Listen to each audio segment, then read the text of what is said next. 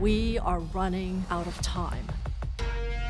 And there's one industry that's contributing more to our destruction than any other.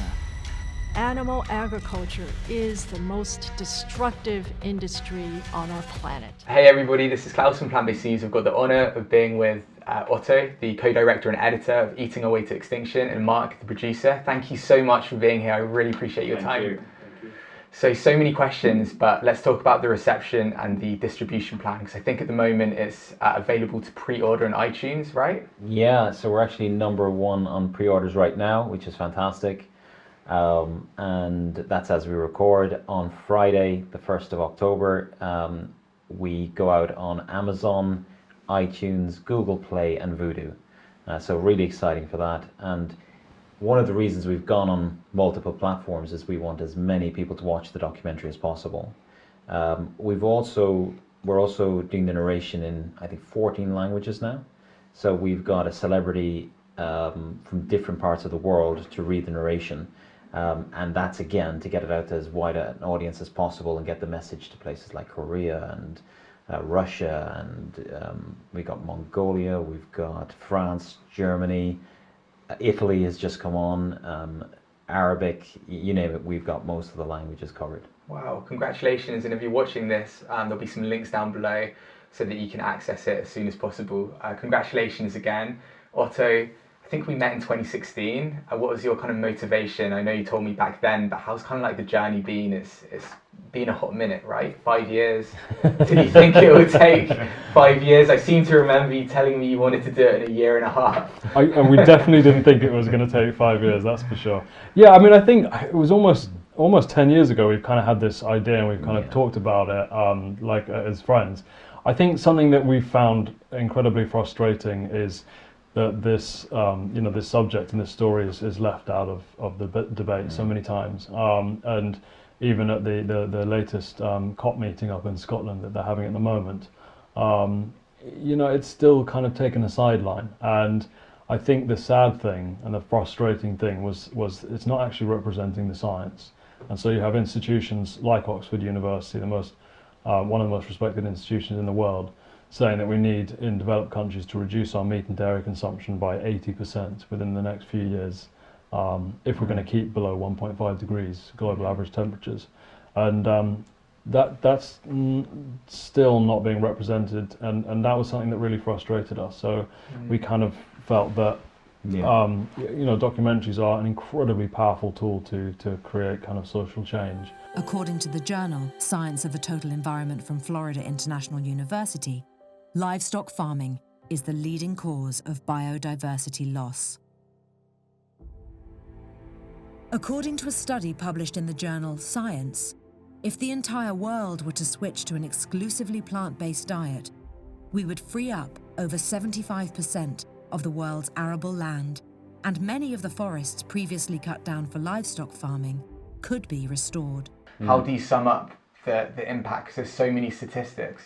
I think one of the things that I refer to all the time is the United Nations did a study a few years back, and they said every environmental problem we have, animal agriculture is either the number 1, 2 or 3 cause of that problem.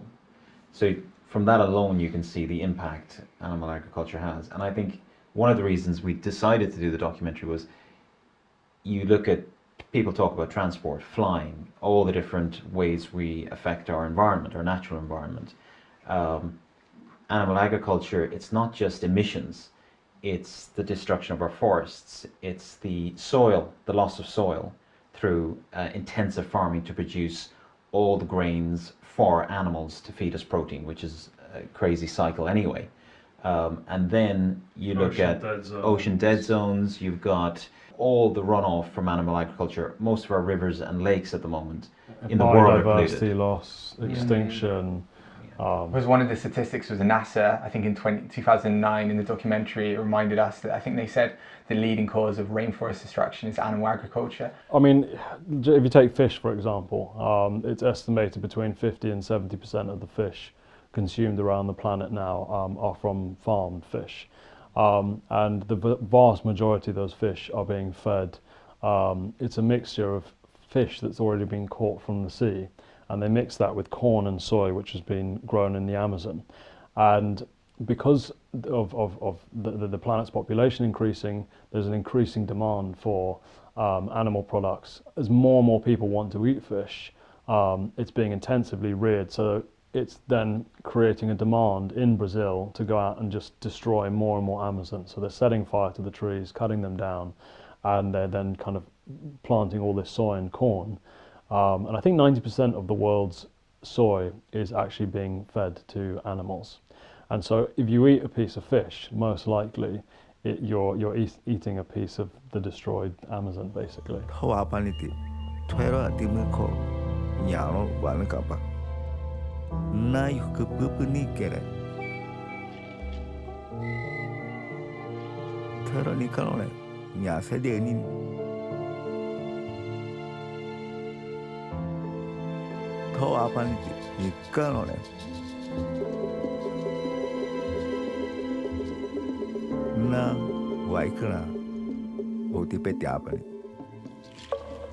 Yeah, so that was, we had a big help from, it was kind of like climate charities around the world that actually give a voice to indigenous people around the world.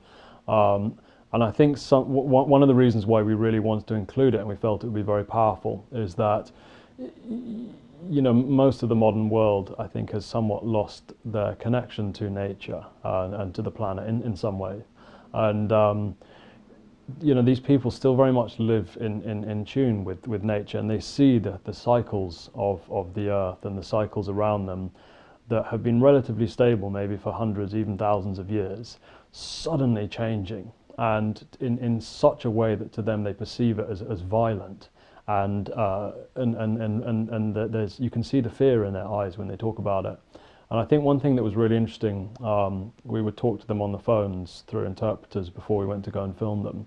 And they all had this similar theme, and that was that they were warning the young generation that they would have to become tougher in order to adapt and survive in this new world, because they felt that a lot of people wouldn't be able to. And so, you know, hearing that, it just felt like a really powerful kind of theme to kind of put in the film and tell the story through their eyes. Why should we give land to the Indians when it clearly says on the paper it belonged to the farmers? But surely you must realize that this is their home. These indigenous tribes have been living on this land for hundreds of years. Listen, this world is not fair. Some people win, some people lose. The whole world think they can tell Brazil what to do with her land. Sorry, no. We do what we please. People don't realize the impact of their daily choices, right? They're not violent and more unconscious, right? And it's such an abstract thing, eating fish or eating meat and dairy. We call it meat and dairy. We wrap it in a piece of plastic. We put it on a neat supermarket shelf, and that abstraction loses the connection of the natural world and loses the connection we all have with the animals. And I think you portray that really, really well in the documentary, which includes some massive names, you know, like Tony Robbins is in there. How on earth did you secure Tony Robbins as an interviewee? Yeah, it's a friend of mine who I think organizes some events with Tony in Canada. Put us in touch, and Tony was very quickly said, yeah, he'd be happy to work with us. And then Tony wanted to cover the effects of mercury.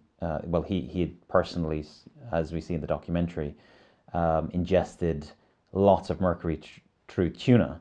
So ate a lot of tuna, and you know, as you'll see in the documentary, he tells the story of the effects it had on him, and it was devastating, but he's recovered, thankfully. So I said, I can't understand this. So I went out, and they thought, you know, maybe someone was trying to poison me because the number was so high. And I was very disciplined. I was a vegan for 12 years, and then I just went salad fish.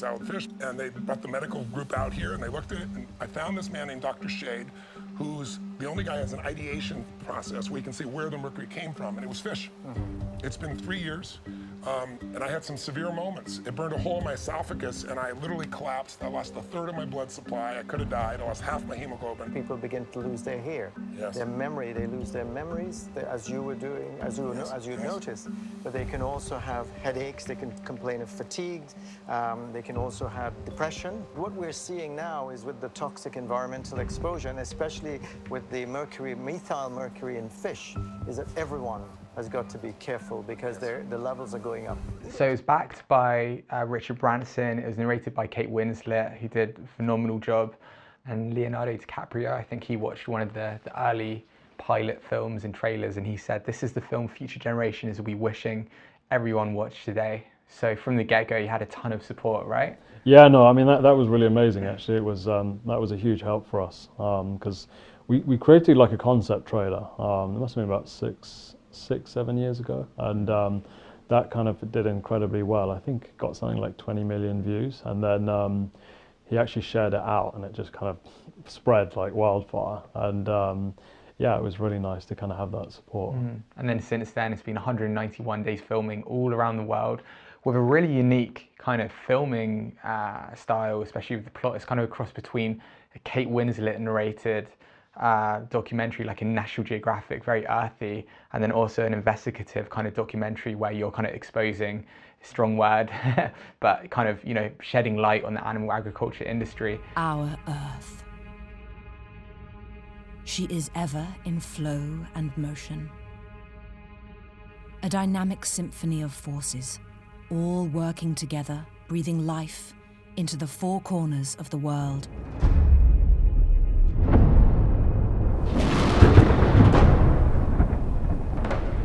And for millennia, cultures the world over have called her their mother.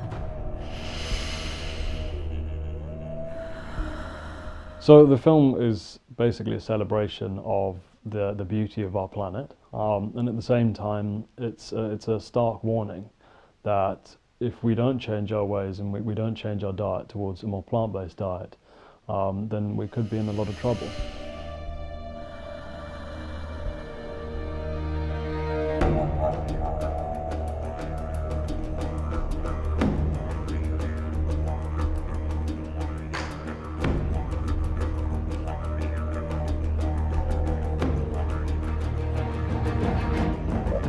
Mark, Richard Branson predicted that in 30 years, meat won't require the slaughter of animals.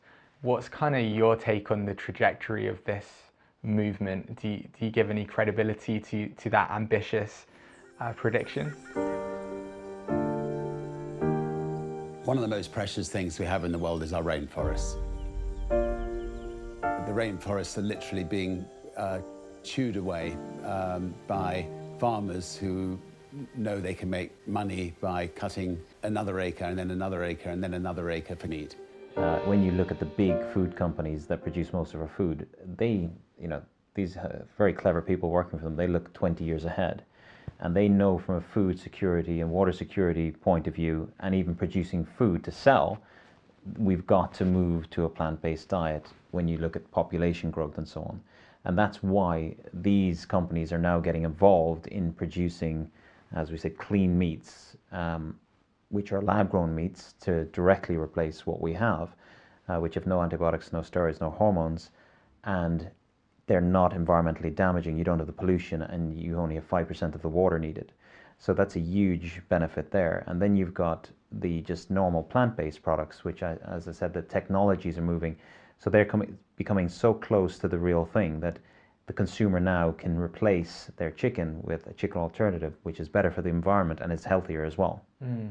It's the low effort solution, you're saying, right? Yeah. So you're feeling positive about the future because it's not just a case of like increasing awareness because of great documentaries like Eating Our Way to Extinction. Yeah. But actually there's a huge amount of market pressure, right? There's market pressure, and there's a necessity going forward for all of us to be able to eat and stop. The first famine was reported in the last few weeks. That hasn't been related to conflict. It's directly related to climate change. So that's a big wake-up call. And when you look at the amount of environmental refugees right now, if we don't change the food system, you're going to have a lot more climate refugees because they'll be leaving places like in Africa that are becoming desert and different parts of the world, and they've got to move.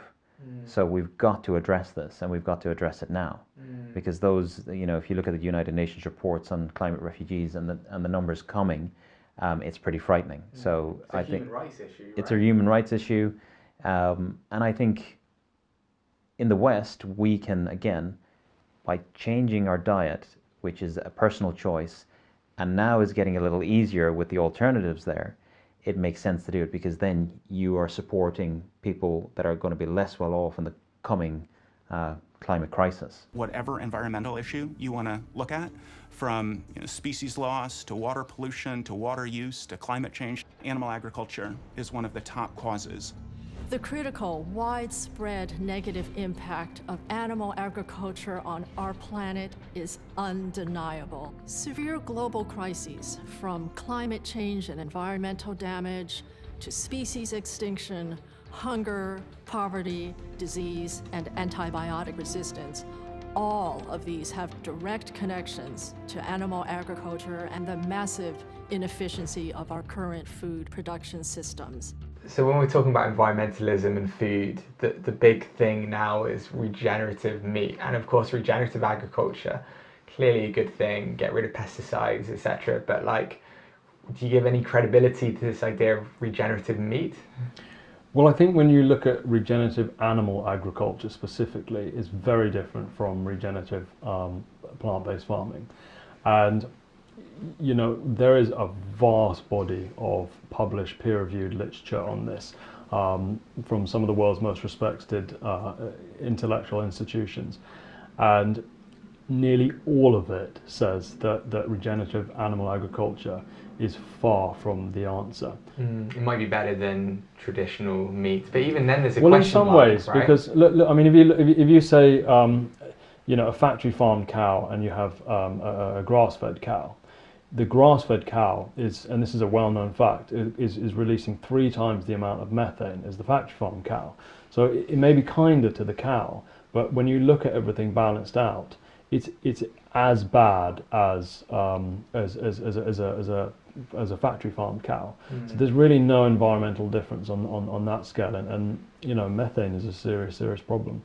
So I mean, you know, this whole idea that grass-fed is better, when you really look at all the science, you know, Oxford University has done some serious studies into this. It's not better. It's as bad as factory farming from an environmental point of view.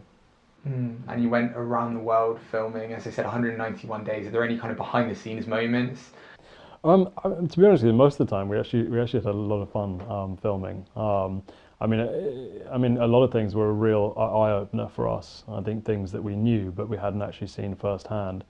A lot of the time it was actually quite sad, you know, to see, and it's very kind of almost powerful to see the destruction and see these huge, giant, 1,000-year-old trees being cut down with your own eyes.